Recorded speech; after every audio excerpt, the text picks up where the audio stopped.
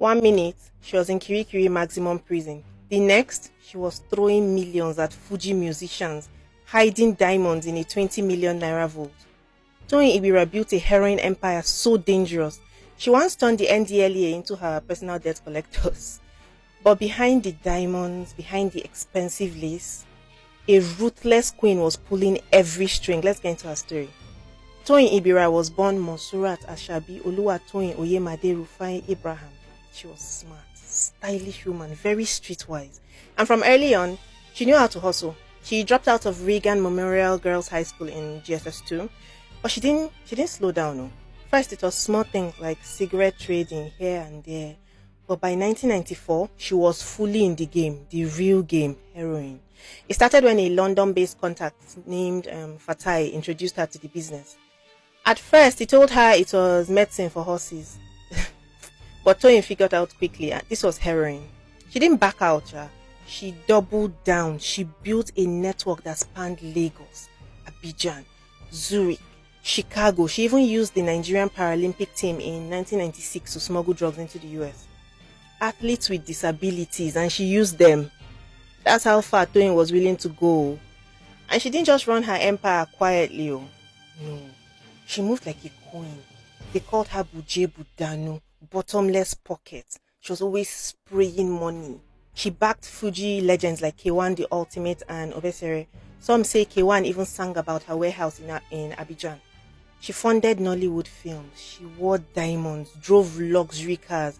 One time she bought a safe, a vault for 20 million naira just to store her valuables. Gist is that it wasn't really for security, it was just the flex. But behind that glam was a woman you don't joke with though. If you worked for her and you made one mistake, that was your last chance. One of her top couriers, Stephen Akinyemi Akimba, he lost a shipment about 5 kg of heroin in 1997. Toyin didn't just cut him off, she tipped off the NDLEA and she had him arrested. Then she gave him 2 options. Pay me 25 million naira or lose everything. This man had to sell 3 cars just to settle her. He sold Lexus, Isuzu, and a Quest bus. And this was somebody that used to eat at her table. Her close associate. That's how cold she could be. The NDLEA knew her, but they couldn't keep her down for long. I think the first time she was arrested was in December of 1997. They held her in Kirikiri maximum prison for about 20 months. But when her case finally came to court in 1999, the judge, Justice Jega, he didn't just grant her bail. He personally walked her out of the courtroom to avoid her being rearrested. That's the level that this woman was on. And what did Toyin do after that? She picked up where she left off. She went straight back into selling drugs. The NDLEA, they filed fresh charges, heroin shipments to Zurich and New York. This woman kept dodging. In 2002, they finally caught her again, 72 wraps of heroin at the Lagos airport. That one made headlines. They called her Nigeria's most wanted woman.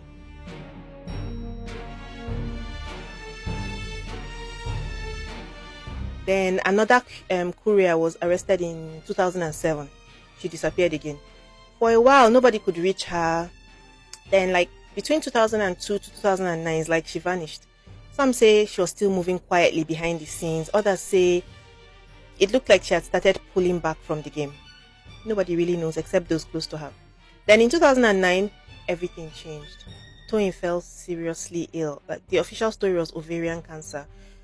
But the gist was that it might have been something different. This was just the rumor that it was ovarian cancer. Some said that she kept it so quiet.